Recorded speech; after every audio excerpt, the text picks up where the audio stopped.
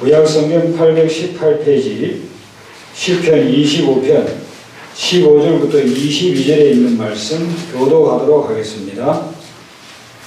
15절 먼저 읽어드리겠습니다. 내 눈이 항상 여호와를 바라보면 내 발을 그물에서 벗어나게 하실 것이미로다.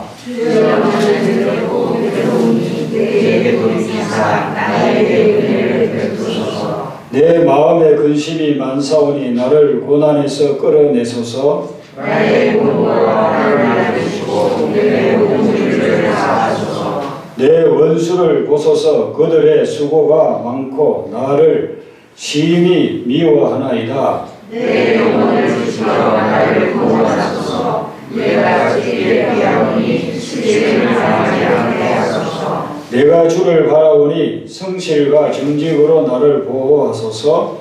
하나님이여 이스라엘의 그 모든 나라에서 평안하소서. 아멘. 오늘 이 말씀은 다윗의 시입니다. 다윗이 고난 중에 있을 때, 고통당하고 있을 때 마음을 쓸어내리면서 지은 시가 바로 이 말씀입니다. 이 말씀을 보면 몇몇 구절만 봐도 다윗이 얼마나 힘들고 어렵고 심각한지 알 수 있습니다. 16절을 보시면 주여 나는 외롭고 괴로우니, 17절은 내 마음에 근심이 많사오니, 18절은 나의 공고와 환란을 보시고, 19절은 원수가 수가 많고 심히 자기를 미워한다고 그렇게 고백하고 있습니다. 여러분, 이 정도 되면은 사람이 어떻게 삶을 제대로 살아갈 수 있겠습니까? 삶의 의욕이 다 사라지게 될 것입니다. 보통 사람들 같으면 살고 싶지 않을 것입니다. 외롭고 괴롭고 근심이 많고 공고와 환란이 있고 원수로 인해서 너무 고통을 당하고 있는 그런 상황을 볼 수가 있습니다. 보통 사람 같으면요 이런 데에 삶을 포기하려고 하거든요. 요즘 우리 사회를 보면요 죽음의 그림자가 모든 사람들을 들이우고 있는 것을 보게 됩니다. 생명을 경시하게 되고, 그래서 어렵고 힘든 것 때문에 자기도 삶을 포기하고 남도 죽이고, 심지어는 가족의 생명을 자기의 생명처럼 생각하고 마음대로 같이 끌고 들어가서 삶을 망쳐버리는 그런 일들이 얼마나 많이 일어나고 있습니다. 학생들이 열심히 공부하다가 성적이 오르지 않는다고 유서를 써놓고 삶을 포기하고, 어른들은 사업하다가 실패했다고 가족 간의 갈등이 있는 것 때문에 이생간의 문제로 또 자기의 재정적인 손실 혹은 억울한 일을 당해서 누명을 썼기 때문에 모욕을 받았기 때문에 나는 견딜 수 없다. 불치병으로 인해서 병이 나을 수 없다는 것 때문에 절망하고 좌절해가지고 삶을 포기하는 그런 사람들. 그런 사람들 20년 전부터 그랬지만 지금도 여전히 하루 평균 38명이나 이 나라에서 삶을 포기하고 있다는 것입니다. OECD 국가 중에서 자살률 1위를 그 오명을 아직도 우리가 달고 있습니다.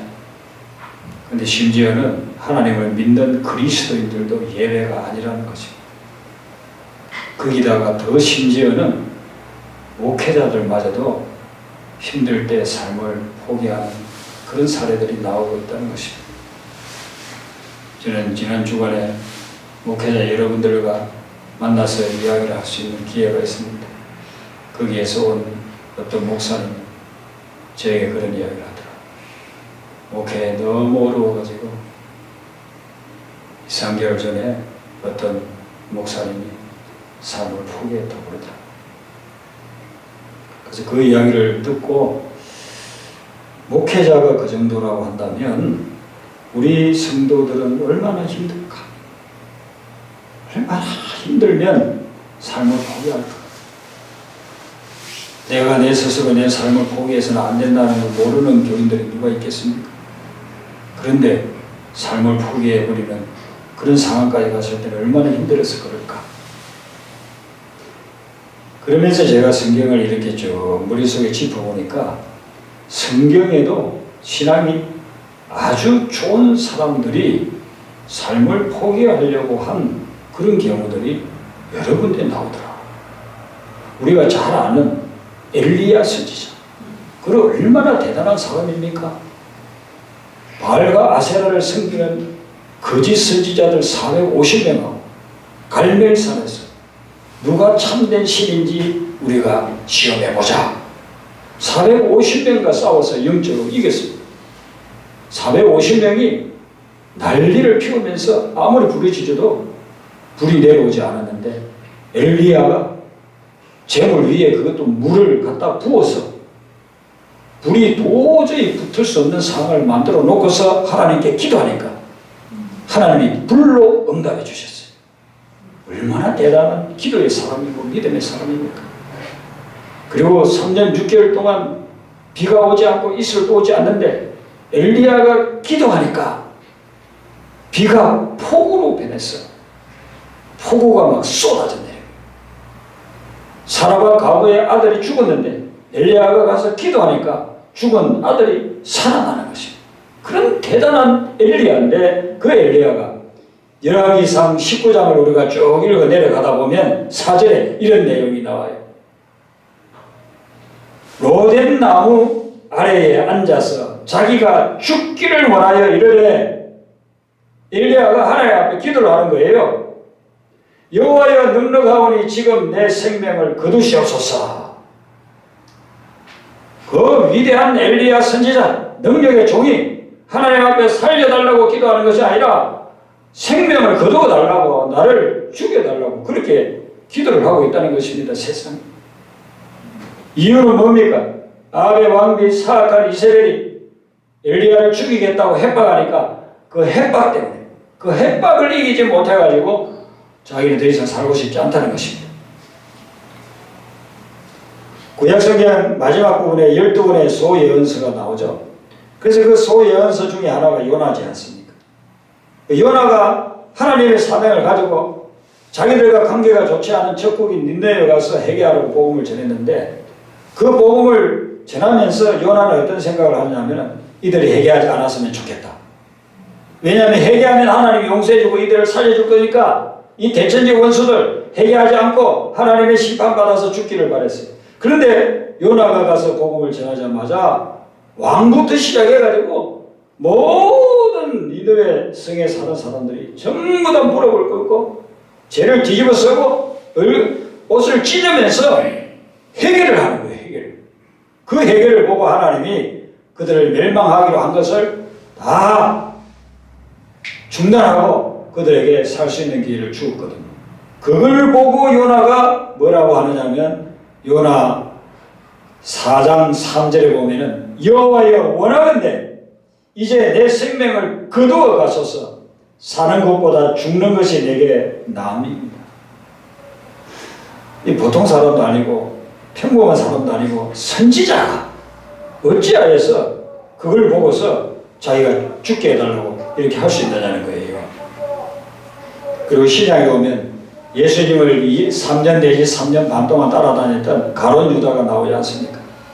가룟 유다가 하나님을 잘 믿고 예수님을 잘 따르니까 신임을 받았어요. 그래서 가장 신임할 수 있는 사람에게 맡기는 재정을 맡겼다니까.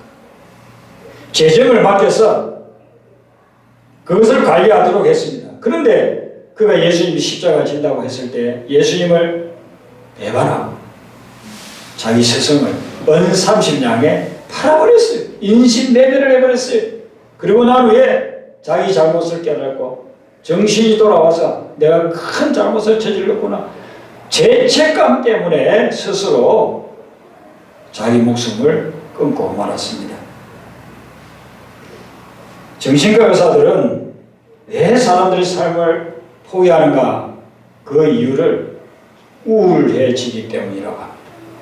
우리 마음이 우울해지면 그러면 더 이상 살고 싶지 않다는 것입니다.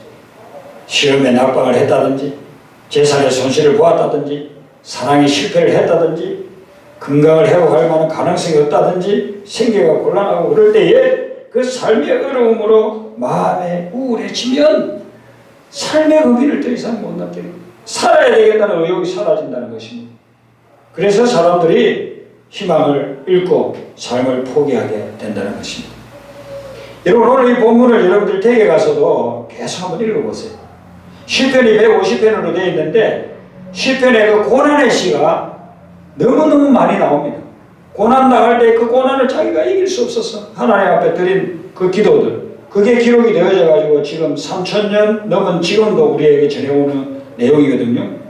그래서 오늘 이 말씀은 그 고난의 시를 중에 아주 대표적인 시입니다. 25편을 쭉 읽어보면 다윗이 얼마나 엄청난 고난을 당하고 있었는가 하는 것을 볼 수가 있어요. 이런 엄청난 고난을 당하고 있는 다윗, 오늘 현대인들이 당하고 있는 고난이나 또 성경에서 지금 말씀드린 엘리야나 요나 가론 유다가 당하고 있던 그런 고난, 그것에 못지않는 심각한 고난들을 당하고 있었어요. 힘들고 어렵고 고통스러운 그런 상황에 처해 있었어요. 그런데 다윗은 자기 삶을 포기하지 않아요. 내 삶을 거둬가십시오라고 그렇게 기도하지도 않아요. 다윗은 끝까지 하나님이 주신 생명을 자기가 성실하게 감당하다가 하나님 앞에 부름받아 나아가게 되는 걸 볼 수가 있어요. 어떻게 해서 다윗은 그렇게 어렵고 힘들고 고통스럽고 16절부터 19절에 이런 엄청난 환난과 고난을 당했음에도 불구하고 자기 삶을 포기하지 않고 그것을 이겨나갈 수 있었을까? 그 비결이 어디에 있느냐 이거죠. 자, 15절을 우리 한 번 더 읽겠습니다. 15절 시작. 내 눈이 항상 여호와를 바라보면 내 발을 그물에서 벗어나게 하실 것이니로다. 여기에 있습니다. 여기에 그 숱한 고난과 역경과 오해와 모욕과 심지어는 자기 아들 압살롬이 자기를 죽인다고 쫓아올 때에도 자기 삶을 포기하지 않고 끝까지 살아날 수 있었던 그 힘의 원천이 여기에 있는 것입니다. 다윗이 뭐라고 이야기를 하냐면 내 눈이 항상 여호와를 바라봅니다 라고 고백하고 있다는 것입니다. 여러분, 상황이 어렵고 힘들 때에 그 힘든 상황과 힘든 역경 그것만을 바라보지 마시고 하나님 여호와를 바라보시기를 바랍니다. 다윗이 고백하기를 내 눈이 항상 여호와를 바라본다고 이야기하고 있습니다. 이 항상이라고 하는 것은 일이 잘 될 때나 일이 잘 안 될 때나 내 의도하는 대로 될 때나 내 의도하는 정반대로 될 때나 상관없이 항상 하나님을 바라봤다는 것입니다. 우리가 일이 잘 될 때는요, 하나님께 할렐루야 찬양할 수 있습니다. 오, 주님께서 기도에 응답해 주셨습니다. 할렐루야. 우리가 서로 간증하고 싶습니다. 또 간증을 서로 또 해야 됩니다. 근데 일이 안 되고 뒤틀리고 그러면요, 교회 나가기가 싫고 교인들 보기가 민망하고 그래서 그냥 교회도 잘 나오지 않는 경우들이 있습니다. 요즘 코로나 바이러스 때문에 어떤 분은 좋아할 거예요. 아, 내가 교회 가서 교인들 안 보고 목사님 얼굴 안 보고 이렇게 멀리서 예배 드릴 수 있으니까 참 다행이다. 이렇게 할 수 있는 분들도 있을지 모르겠습니다. 근데 다윗은 그런 때에도 잘 될 때든 못 될 때든 사람을 보고 싶을 때든 보고 싶지 않을 때든 나를 드러낼 수 있을 때든 드러내고 싶지 않을 때든 상관없이 항상 여호와를 바라봤다는 거예요. 사람은 무엇을 바라보느냐에 따라서 그 인생이 달라져 버려요. 맨날 노름판만 보고 있는 사람은 노름꾼이 되어버립니다. 술판만 구경하고 친구 따라가서 나 술 못해 그렇게 하다가 배워서 나중에 술꾼이 되어버리는 거예요. 그러나 하나님을 바라보는 자는 나중에 성자가 되는 것입니다. 어거스틴같이 얼마나 죄를 지었습니까? 그러나 그가 하나님을 바라보기 시작했을 때 그는 역사를 바꾸는 성 어거스틴이 되어버립니다. 하나님을 바라본다는, 보이지도 않는 하나님을 바라본다는 것이 무엇입니까? 이것은 늘 하나님을 생각했다는 것입니다. 여러분들이 좋은 일이 일어나든지 굳은 일이 일어나든지 여러분들이 스스로 할 수 있는 일이 일어나든지 여러분들의 힘으로 할 수 없는 일이 일어나든지 간에 어떤 일이 있든지 간에 항상 하나님을 생각하시기를 바랍니다. 그래야 잘 될 때 교만하지 않고 일이 잘 안 될 때에 자기 자신을 비하시키거나 좌절하지를 않는다는 거예요. 하나님을 바라봐야 그런 환난과 고난과 역경을 이길 수 있는 힘과 능력이 나타난다는 것입니다. 그리고 사람들이 삶을 비관하는 이유들이 여러 가지가 있어요. 그런데 아주 공통적인 이유 중에 하나가 뭐냐면은 상대적인 박탈감, 그것 때문에 사람들이 굉장히 자기 삶을 비관적으로 생각합니다. 상대적인 빈곤이라고도 하죠. 여러분, 이 상대적이라는 말은 뭐냐면은 남과 비교한다는 거예요. 남과 비교해서 내가 박탈감이 있어. 내가 먹고 살만해. 내 수입이 한 200만 원 정도 된다고 칩시다. 원래 200만 원이면 그렇게 많지도 않죠? 그럼 뭐 그보다 적은 분들도 있지만 100만 원도 못 되는 수입으로 살아가는 분들도 있지만 그래도 뭐 500만 원, 600만 원씩 뭐 버는 사람에 비하면 한 중간 정도라고 칩시다. 그런데 200만 원 수입인데 100만 원 버는 사람들 옆에 가면은 어깨에 힘이 들어가요. 아, 저 사람은 월 80만 원 벌고 있는데 나는 그래도 200만 원 벌어. 친구들끼리 만약에 모였대. 대여성에 모였다고 하면 너 얼마 벌어? 80만 원. 너 얼마 벌어? 100만 원. 너 얼마 벌어? 150만 원. 나 200만 원 벌어. 어깨에 힘이 들어간다니까요. 이러면은 굉장히 자존감이 올라가는 겁니다. 그런데 대학 같이 공부하고 친하게 보냈던 친구들하고 오늘 만나가지고 물어보니까 저 친구는 월 500이래. 연봉이 어떤 친구는 1억이래. 그럼 그날 저녁에 집에 와가지고 잠이 안 와요. 상대적인 박탈감에 빠지는 거예요. 상대적이라고 하는 것은 항상 비교해. 옆에 있는 누구하고 나하고 비교를 하는 거예요. 나보다 빨리 가는 사람이 있어. 나보다 능력 있는 사람이 있어. 나보다 돈 잘 버는 사람이 있어. 나보다 똑똑하고 공부 잘하고 나보다 더 잘생긴 사람이 있다. 그 사람을 보고 그 사람을 기준으로 해가지고 나를 보면 나는 아무것도 아닌 거예요. 너무나 초라한 거예요. 비참한 거예요. 내 인생은 왜 이렇게밖에 되지 않나 이렇게 생각하는 것입니다. 다 같이 못 살면요 절대로 비관하지 않아요. 거지들은요 절대로 비관하지 않아요. 지 친구도 거지고 지가 만나는 모든 사람 다 거지야 거지. 거지들끼리 살기 때문에 비관하지 않아요. 내일 어디 가서 또 얻어먹을까? 한 그릇 얻어먹으면 오늘 한 그릇 얻어먹었나 하면서 룰루랄 하면서 좋아하면서 지낸다니까요. 제가 어릴 때 거지들이 많았어요. 학교 갈 때 보면요 그 시내가 있는데 시내가 위에 다리가 있습니다. 요즘처럼 한겨울에도 그 다리 밑에 거지들이 모여가지고 거기에서 거지들이 뭘 끓여 먹고 있어요. 그 거지들은 절대로 자살하지 않아요. 잘 살아요. 어디 뭐 조상집이 있으면 가가지고 거기에서 얻어먹고 결혼식 옛날에는 집에서 잔치를 했잖아요.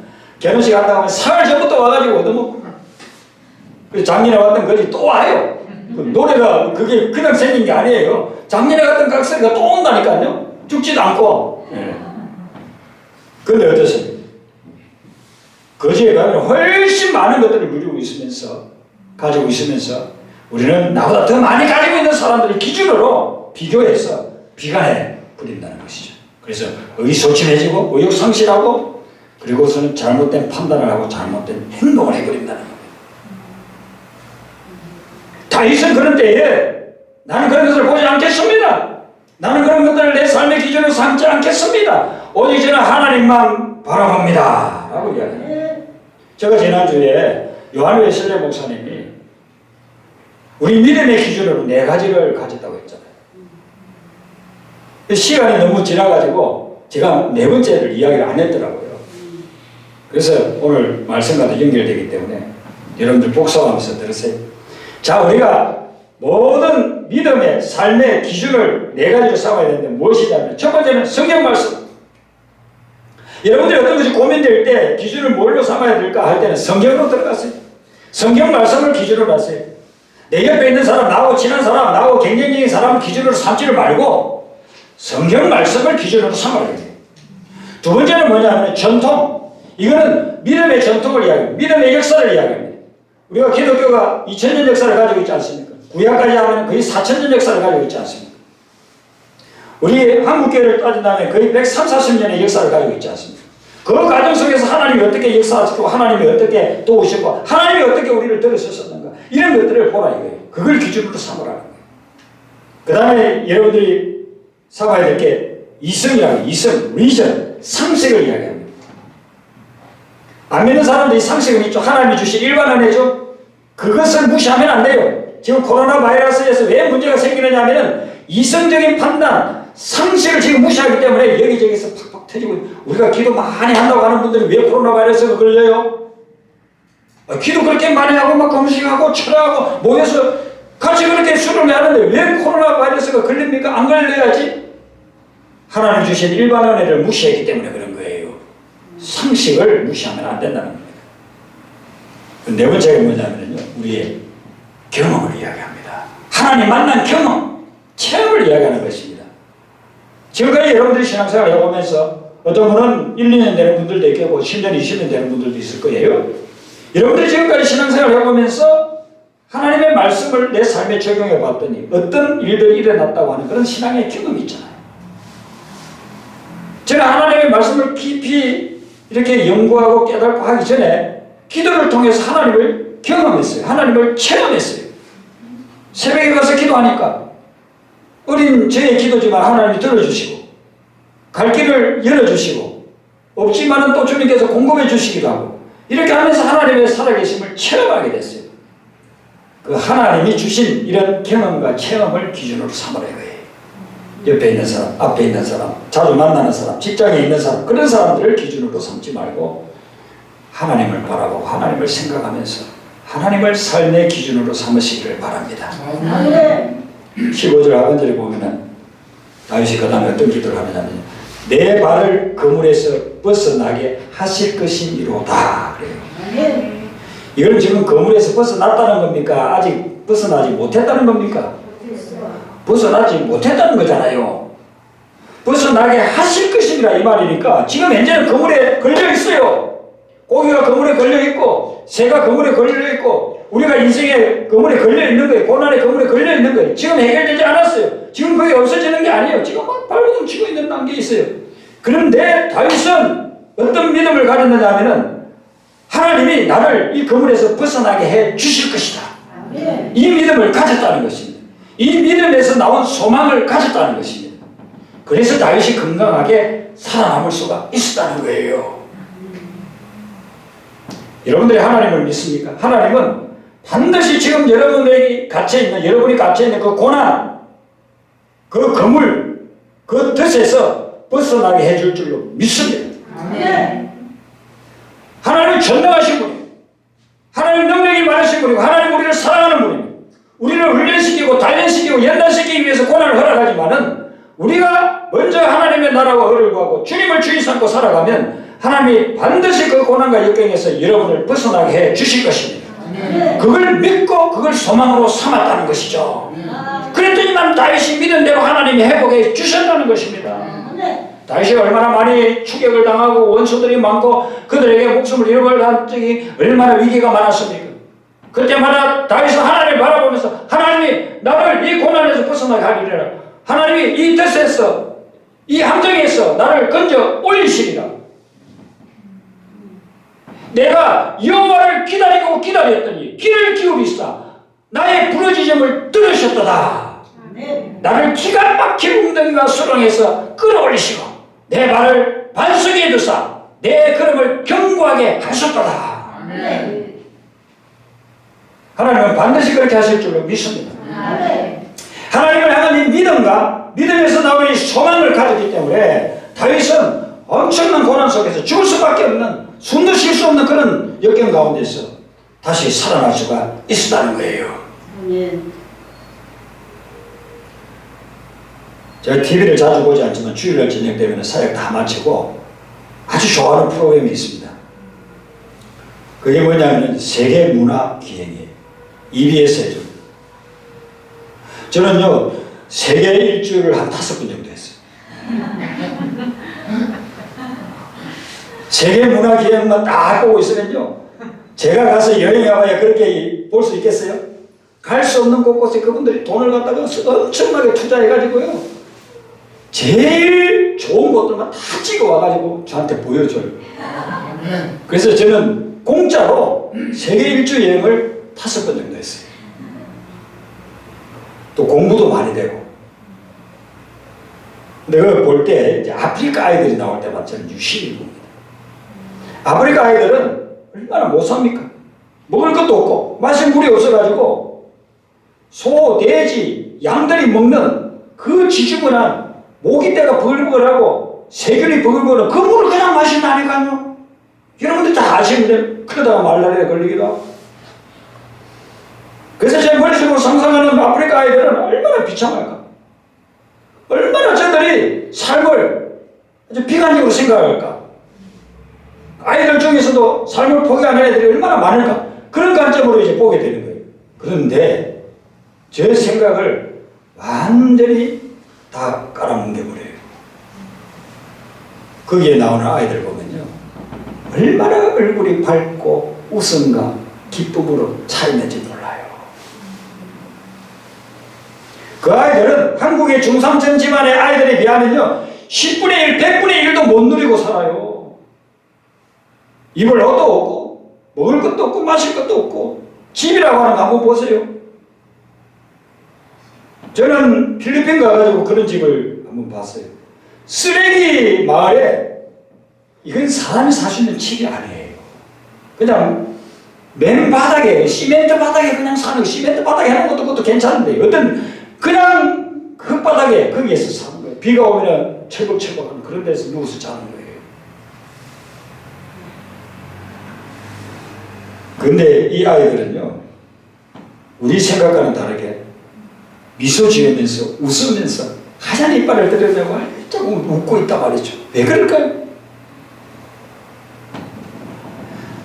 우리 한국분이 어떤 분이 그런 아프리카 아이들에게 그림을 그리게 해주고 싶어가지고 NGO 단체를 만들어서 아프리카를 갔다 와. 그래서 그 아이들에게 그림을 가르쳐줬대. 그림을 그려서 이렇게 쭉 보고 이걸 왜 이렇게 그렸니? 이 그림의 의미가 뭐니? 하고 아이들에게 물어봤대. 그 중에 이렇게 선을 이렇게 세 가지를 딱 그려놓은 아이가 있어요. 위에 있는 선은 블루, 내가 여태까지 살아온 삶이 우울하다. 블루를 이렇게 딱. 그 다음에 있는 그선 초록으로 딱. 현재 내가 살고 있는 초록. 그 다음에는 옐로우로 그려놓고서는 이것은 나의 희망입니다. 미래에 대한 희망입니다.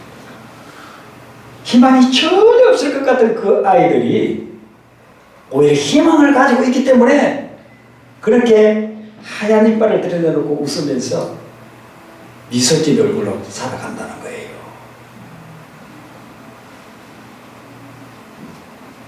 여러분, 우리의 대부분은 그 아프리카 아이들보다는 훨씬 많은 것을 누리고 있지 않습니까?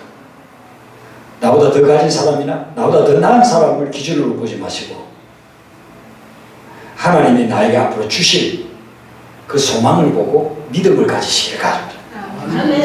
그 소망을 가지고 믿음을 가질 때에 우리는 다윗처럼 어떤 환난도 이겨나갈 수 있는 가능성의 세계가 열리는 것입니다. 요셉을 보세요. 요셉이 자기가 노예로 끌려가고 오해받고 감옥에 들어가고 그것만 보면 당장 자기 삶을 포기해버리고 싶죠. 근데 그러지 않았던 이유는 뭐냐면 요셉은 그런 상황 속에서 자기 삶을 변화시켜줄 하나님을 바라보면서 믿음을 가진 거예요. 하나님이 절대로 내 인생을 이렇게 끝나게 하지 않으실 것이다. 내 삶에 놀라운 변화를 일으켜 주실 것이다 하는 소망을 가진 거예요. 그 믿음과 소망대로 요셉은 그 삶이 변화된 거예요.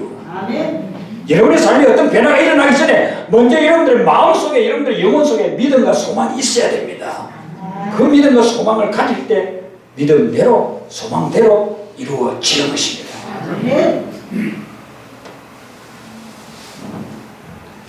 그리고 오늘 이 본문 말씀을 보면요, 여러분들이 20절부터 22절만 봐도 여기에 다윗이 하는 내용이 나옵니다. 그게 뭐냐면은 끊임없이 다윗이 하나님께 기도하고 있다는 것입니다. 내 영혼을 지켜 나를 구원하소서. 내가 주께 피하오니 수치를 당하지 않게 하소서. 내가 주를 바라보니 성실과 정직으로 나를 보호하소서. 하나님이여, 이스라엘을 그 모든 환난에서 속량하소서. 자기 기도를 하다가 마지막 결론은 자기 민족까지 포함해서 우리 민족도 이렇게 되게 해달라고 기도하고 있다는 것입니다. 그리고 삶을 포기하는 사람들은요, 직접 간접적으로 도움을 요청을 한답니다. 직접 간접적으로 도움을 요청하고 누군가와 대화를 나누고 싶어하고 터놓고 이야기를 하고 싶어 한다는 것입니다. 그런데 그런 대화 상대가 없기 때문에 결국 자기 혼자 계속 고민하다가 삶을 포기하는 데까지 이르른다는 것입니다. 그래서 많은 사람들을 케이스를 이렇게 보니까 신호를 보낸대요. 신호를. 내가 지금 힘듭니다. 내가 지금 살고 싶습니다. 그런 신호를 보낸대. 근데 주변에서 모르니까. 요즘같이 어떤 한 동네에서 같이 이렇게 늘 얼굴을 보면서 사는 것도 아니고 아파트 들어가면요. 누가 옆집에 살고 있는지 아침에 누가 이사를 갔는지 모르고 우리가 그렇게 살아가잖아요. 그러니까 내 속에 있는 고민을 이야기하고 싶은 대상이 없는 거예요. 옛날에는 친구들이 많았어요. 초등학교 친구, 중학교 친구, 고등학교 친구, 대학 친구들이 많아요. 근데 요즘은 그냥 혼자 살아요. 혼자 밥 먹고 혼자 영화 보고 혼자 다니고 그런다고 하지 않습니까? 그러다 보니까 자기가 고민이 있고 자기가 고민이 있어도 누구에게 이야기할 수가 없는 거예요. 그래서 자기 혼자 고민 속에 갇혀 있다가 어느 날 갑자기 그냥 내려서는 안 될 행동을 하게 되는 것입니다. 다윗이 그런 상황에 처했을 때 어떻게 했느냐면요. 하나님께 다 토해 놓았다는 것입니다.